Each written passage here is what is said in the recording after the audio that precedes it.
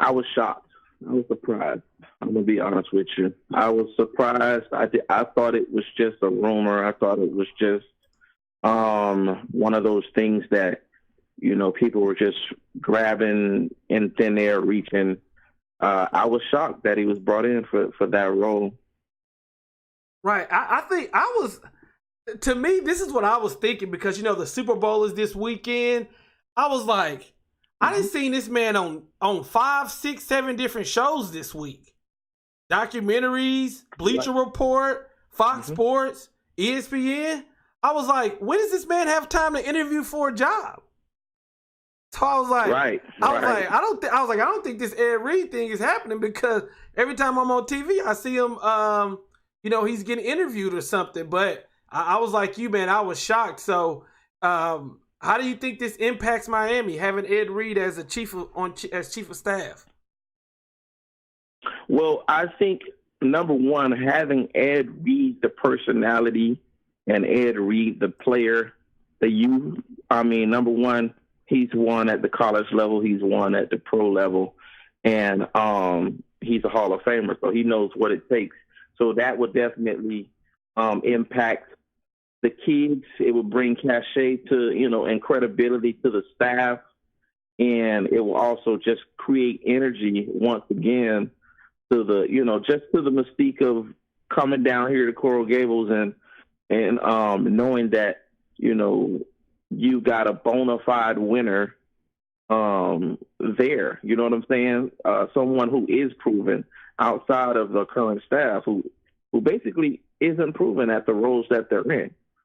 You know what I'm saying? So I think it impacted in a positive way. Now, as far as the role of chief of staff, I believe that it's been tapered. It's been kind of, I want to say, misleading. I'm going to be honest with you. I didn't want to say anything, but I was told that now that it's water under the bridge, I was told that the reason we didn't get Highsmith was because the actual role, typically Highsmith wanted to be a general managerial type of role to where he would have carte blanche over the coaches and coaching staff to hire and fire coaching staff and not go through Blake James. And I was told that once he was gonna be selected, what he wanted to do was basically blow up everything, start from scratch. So that's what I was told, and that's why it never worked out. It wasn't about salary. It was about hierarchy. And what Blake James really wanted was someone to work in tandem with Manny versus over top of Manny. And that's what Manny wanted. Manny just wanted that experienced person to work in tandem with him, almost not necessarily as a mentorship, but kind of like a partnership. You know what I'm saying? Right. So that's what Alonzo wanted as far as the role to be, and that's what he thought the role was supposed to be. Maybe that's what the role should have been, but who knows? But because obviously Blake James wanted Manny there, it's obviously his job on the line for hiring Manny. He didn't want to, I guess, look like the weak link with if he would have gave Highsmith the job and Highsmith got rid of Manny, because that was a possibility. So in Ed Reed's role, I think it's more of that partnership. It's more of that partnership role, and I think Reed knows. He embraces it, and he says, "Hey, I know what it takes to get this energy, this culture back, this swag back. I have a relation, obviously because he's a player and Manny was never a player. these kids have watched me growing up. I have a relationship, just basically being a Hall of Famer, a Pro Bowler, a college championship winner, those type of things. It brings cachet, especially with recruiting and these kids, and just making them step up. Even the current kids, making them step up, knowing that maybe they got another set of eyes, that type of set of eyes on them. It makes a difference. So even if it was Highsmith, it would have been, a hire maybe that we needed. But even with Reed, it can't be negative. It can only add and not subtract, because Reed is proven, and he's been here through the grit. He knows what it takes. So I'm pulling for him. Yeah, I'm excited, and that's how I look at it with you. That's how I look at it.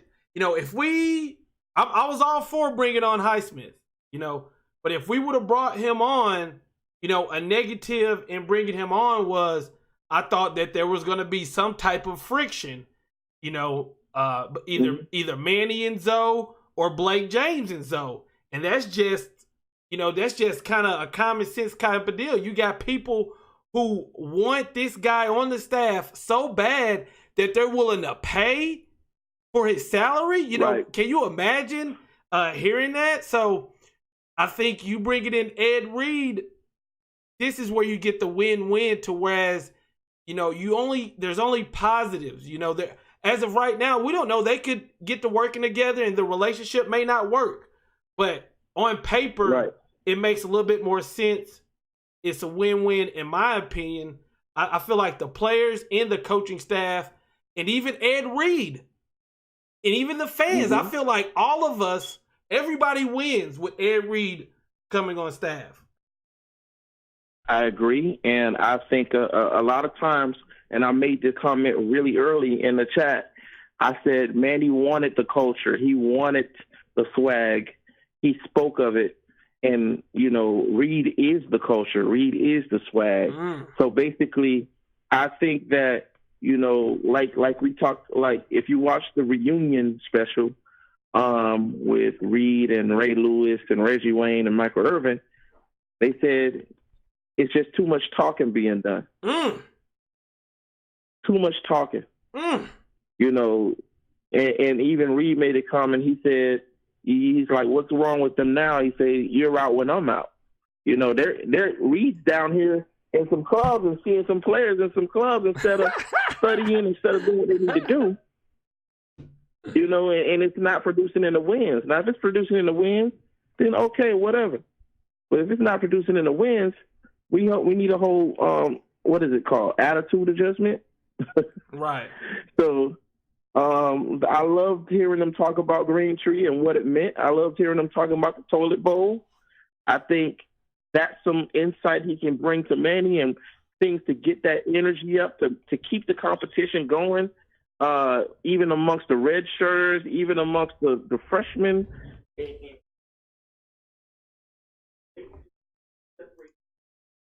Shout out to Michelle Allen for the $4.99 super chat. First super chat of the night. Michelle, I really appreciate you. Thank you for the support. I'll go ahead and yeah, I'm here. Oh, okay. No, I was saying, as far as separating the men from the boys and the guys who wanted to be on that field, you got to earn it because you got a guy right behind you, and before you know it, I think Reed is the type of guy who's going to be able to see who needs to be on that field. And I think Manny will be able to trust a guy like Ed Reed, because obviously Reed knows what he's talking about. Because obviously if he puts his trust in, let's just say, Packy, about who's the best linebacker that should be on the field at the time, I think Reed's the type of guy, and he holds the type of cachet, and I think the role that he holds should say, hey, I've been watching film, I've been watching the games, let's run this guy in there. I don't think this other kid is ready. He needs to work on this, boom, boom, boom. And I think Manny will be able to trust that, because he's been putting his trust in guys, and guys been letting him down. As far as Enos, putting his trust in Enos, hey, whoever you go with, that's what we go with. Whatever your scheme is, that's what we're going with. Reed can be that guy to say, hey, hey, Coach Diaz, I don't know about this. It ain't been working. Boom, boom, boom, boom. They could sit down. They can all have a real type of heart-to-heart meeting and say, listen, if we want to win now, we're going to win now with this. You know what I'm saying? So I think Manny just needed a guy in there that he can trust, that wanted him to succeed as well.